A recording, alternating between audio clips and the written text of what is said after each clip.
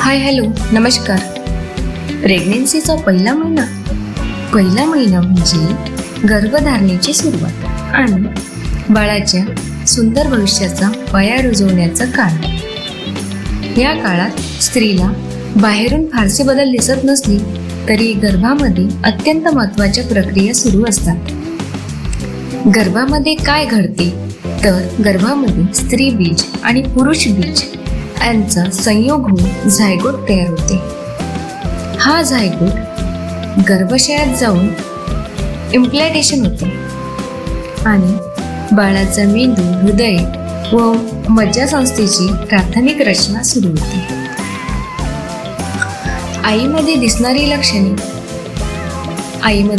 लक्षणे मासिक पाळी थांबणे, थकवा, जास्त झोपावंसं वाटतं, स्तनांमध्ये जळपणा, मळमळ, उलटी, मूड स्विंग, पोटात हलकी ओढ.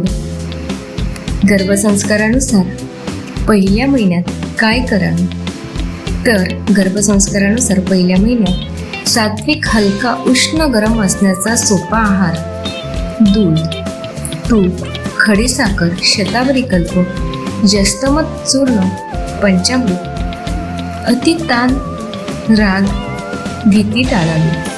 नेहमी सकारात्मक विचार, संगीत, प्रार्थना, मंत्र इत्यादी. आता प्रेग्नेन्सीमध्ये काय टाळावे तर प्रेग्नेन्सीमध्ये जड व्यायाम, खाली वाकणे, ओझे उचलणे, दूरचा प्रवास, उपवास, अतिशय गरम, तेलकट, मसालेदार पदार्थ, रात्री उशिरापर्यंत जागरण इत्यादी टाळावे. या काळात होणाऱ्या आईचा विचार, भावना, घरातील वातावरण यांचा गर्भाच्या सूक्ष्म पातळीवर परिणाम होतो. म्हणून शांतता, सकारात्मक विचार, प्रेमळ भाव, कृतज्ञता आणि सात्विक विचार ठेवणे खूप महत्त्वाचे असते.